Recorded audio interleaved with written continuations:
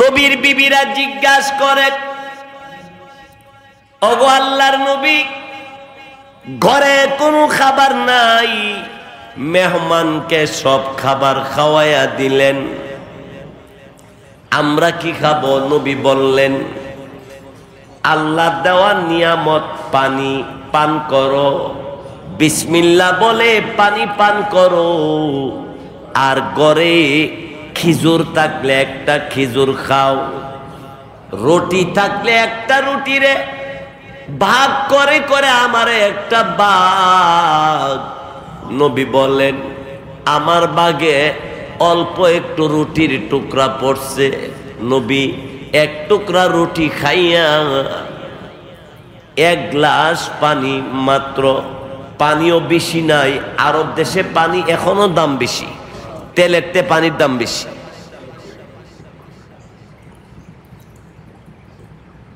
মস্কের মধ্যে ঠিল্লার মধ্যে পানি নাই, এক গ্লাস পানি, খানেওয়ালা ঘরে কয়েকজন।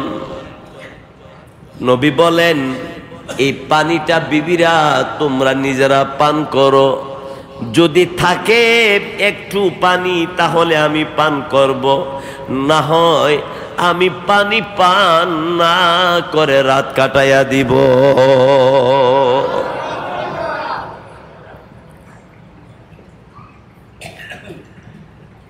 ইহুদি তো খাইয়া এরা আলাদা দিছে থাকবার লাগিয়া, হে তরবারি ছুরি নিয়া রেডিও, এক একবার রেডিও কিভাবে মুহাম্মদের মারণ যা, নাউজুবিল্লাহ কর।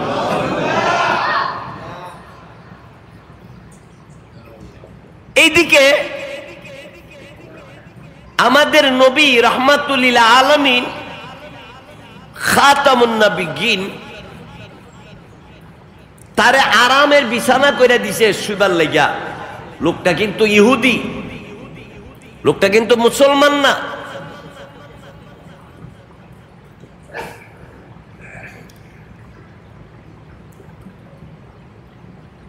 রাত্রে শুয়ে রইছে,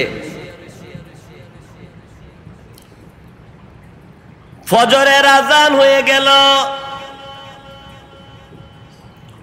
আমার আপনার নবী ঘর থেকে বের হইয়া নবীজি মসজিদের ভিতরে প্রবেশ করলেন ফজরের নামাজ পড়ার জন্যে। এইদিকে ওই ইহুদি আমার নবীর ঘরের খাবার সবই খাইল, আবার আরামে ঘুমের ঘরে ঘুমাইল। শেষ রজনীতে নবীর উপরে হামলা করতে না পাইরা নবীর ওই ঘরের মধ্যে পায়খানা প্রস্রাব কইরা, বমি কইরা পুরাটা বিছানা, পুরাটা ঘর নষ্ট কইরা দিছে।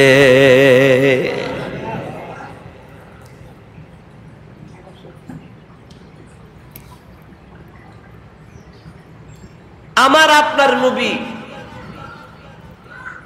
ফজরের পরে বাড়িতে আসছে, আইসা মেহমানের খবর নিল। ইহুদি হেতো আর নামাজ পড়তো না, মুসাফির তো। দেখে দরজা খোলা, কিরে ঘরের দরজা খোলা, আমার মেহমান কইরে আস্তে করে ঢুকিয়া দেখে পায়খানা কইরা, প্রস্রাব কইরা, বমি কইরা, পুরা বিছানা যা আছে সবগুলি নষ্ট কইরা বিনাশ কইরা ফেলাইছে।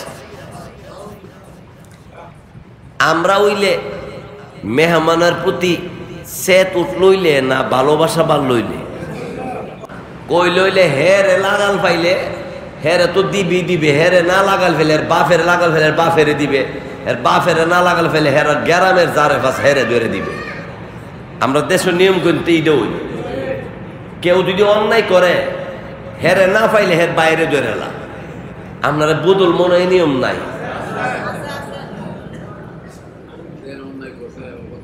যে অন্যায় করছে হেরে আগে ঠিক করণের কাম, হের গার্জেনে জানানোর কাম। না জানে করে কি হেরে ফাঁস আর না ফাঁস, হের বংশের জেরে ফাঁস, হুতাইলাই তো বলে। আল্লাহ আমাদেরকে তুমি হেফাজত করো, বল আল্লাহ তুমি আমাদেরকে হেফাজত করো।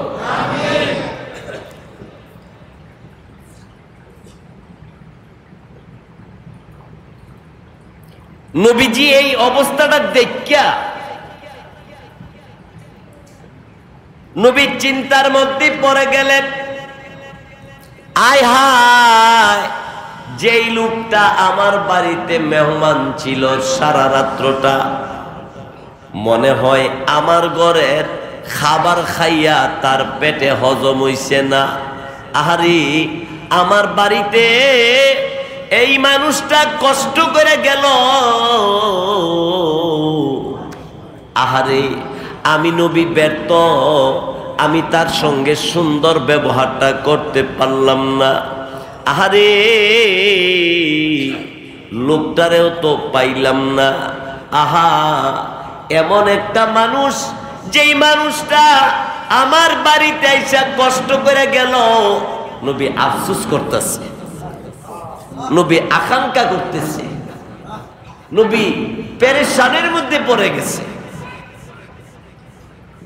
আয় হায় হায়, ওই যে ইহুদি ছুরি লইয়েছেন, ছুরি তরবারি যে লইয়েছেন, মনে আছে নি? এই ছুরিটা যে বিছনার তলে থইছেন, এটা নিত আর মন নাই। ওই পসরা পায়খানা করে বড়াইয়া সরাই দিয়া খালি বাঁধছে, এটা নিত আর মন নাই। এটা নিবার লাগে আস্তে আস্তে আগাইতেছে। আর আমাদের নবী নিজে তার প্রস্রাব পায়খানা করা বিছানা, কাপড়, বিছনা, এগুলি রসুল নিয়ে রোয়ানা হইছে নদীর মধ্যে দ্বৈত।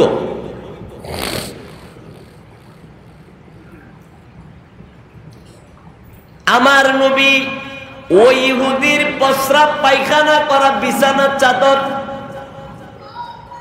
বা যেই কাপড় ছিল, এই কাপড়টা, এই বিছনাটা আমার আপনার নবী হাতে নিলেন আর বললেন, আহারে, অত কষ্ট কইরা লোকটা আমার বাড়ি থেকে কষ্ট পাইয়া গেল, একবারও বলল না তার খেদমত ভালো করে করতে পারলাম না। আমার আপনার নবী, রহমতের নবী, ওই ইহুদির প্রস্রাব পায়খানার বিছানার চাদর ধৌত করার জন্য, নবী ধোইবার জন্য নদীর দিকে রওনা হয়ে গেছে। ইহুদি ছুরিটা নিবার লাগে আগায় আসছে। আইসা সামনাসামনি নবীর বরাবর দেখা হয়ে গেছে। নবীকে ডাক দিয়া বলল, ওগো মুহাম্মদ, আপনি আমারে চিনেননি? বলেন না। কে আপনি? আমি আপনার বাড়ির গতকালের মেহমান ছিলাম। ও, রাত্রে বেলা তো আমি আর খেয়াল করি নাই। নবীজি বিছানার চাদর কাপড় নিচে রাইখা লোকটার মাথার মধ্যে, চেহারার মধ্যে হাত বুলাইতে আরম্ভ করছে। এই আল্লাহর বান্দা, আমার বাড়িতে এসে কষ্ট পাইছেন, আমার বাড়িতে এসে অনেক কষ্ট করলেন। আপনার খেদমত আমি যে করতে পারলাম না, এই জন্য আমি দুঃখিত। আপনি আমারে ক্ষমা কইরা দিয়েন। নবী উল্টা তার কাছে ক্ষমা চাইতে আরম্ভ করছে। লোকটা ডাক দেয়া বলে, মুহাম্মদ, আপনি নবী মুহাম্মদ? হ্যাঁ, আমি মুহাম্মদ। লোকটার চোখের পানিটা আর রাখতে পারে না। এই ইহুদি দুইটা চোখের পানি ধাঁধা কইরা সাইরা দিয়া কান্দে আর বলে, মুহাম্মদ গো, হাতে এই বিছানার চাদর লইয়া কই যান? আমি এই বিছানার চাদরের মধ্যে প্রস্রাব পায়খানা করা, এটা আমি ধৌত করবার লাগি যাইতাছি। ইহুদি ডাক দেখো, মুহাম্মদ রে, আর একটা কদম সামনে যাইয়েন না। আপনি যে সত্যি নবী, আপনি যে সুন্দর ব্যক্তি, এর মধ্যে কোনো সন্দেহ নাই। আল্লাহ পাকের কালাম আল্লাহ বলেছে সব মানুষের সাথে সুন্দর ব্যবহার করো। আমি একজন ইহুদির সাথে, আমার সাথে এত সুন্দর ব্যবহার করার এত প্রয়োজন আপনার? ইসলাম ধর্ম এত সুন্দর, আসলে আমি বুঝতে পারি নাই। নবী গো, আপনি আমারে মাফ কইরা দেন।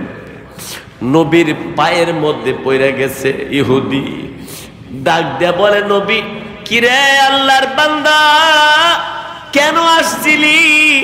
নবী গো, আপনাকে মারবার জন্যে, আপনারে কষ্ট দেওয়ার জন্যে তরবারি লইয়াইছিলাম। এই তরবারিটা বিছানা চাদরের নিচে রাখছিলাম, যাওয়ার সময় নিতে মনে নাই, এখন নিবার জন্য আসছিলাম। কিন্তু আসার পথে আপনার সঙ্গে সাক্ষাৎ হয়ে গেছে। ওগো মহানবী মুহাম্মাদুর রাসূলুল্লাহ সাল্লাল্লাহু আলাইহি ওয়াসাল্লাম, নবী গো, আপনি আমারে মাফ কইরা দেন। নবীর পায়ে পড়ে, নবীর কদমে পড়ে কান্দে আর চিৎকার করে বলে, নবী গো, আপনি আমারে মাফ না করলে আমি আপনার পা মোবারক আমি ছাড়ব না। আমার নবী তো দয়াল নবী, নবী চোখের পানি ছাইরা দিয়া লোকটারে এইভাবে বুকে জড়াইয়া ডাক দিয়ে বলে, আমার কোনো কষ্ট নাই। লোকটা ডাক দিয়ে বলে, নবী গো, শুধু কষ্ট নাই বললে চলবে না, নবীজি এসেছিলাম আপনারে কষ্ট দিবার জন্যে, ইসলাম নষ্ট করে দেওয়ার জন্যে, কিন্তু মূলত আপনার কাছে আইসা ইসলাম ধর্মের নীতিমালা এই ভালোবাসা আমি পাইয়া আমি এখন সিদ্ধান্ত নিয়েছি, আমি আপনার কাছে কালিমা পইরা মুসলমান হইয়া যাব। ওগো নবী, আমি মুসলমান হয়ে যাব। আর যেই তরবারিটা আপনার বাড়ির বিছানার নিচে রাখছিলাম, এই তরবারিটা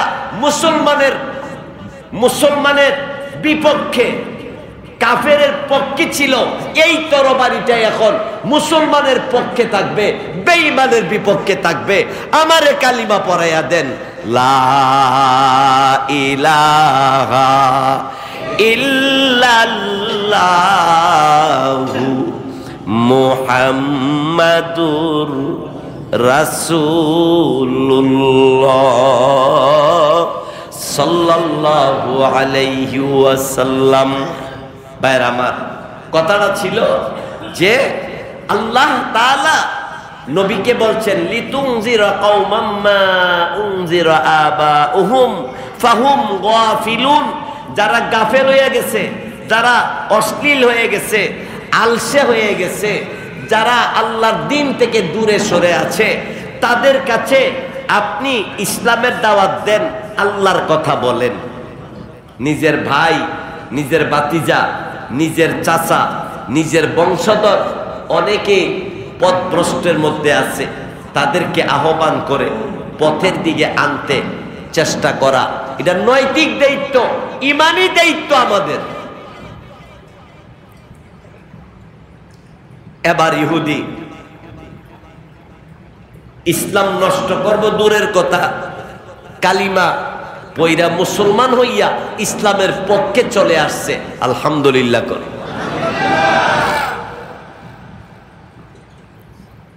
এবার আসুন, তাহলে নবীদের কাজ ছিল ইসলামের সঠিক কথাগুলো পৌঁছাইয়া দেওয়া, দুনিয়া পাওয়ার জন্য না। ঠিক কিনা? জোরে কর।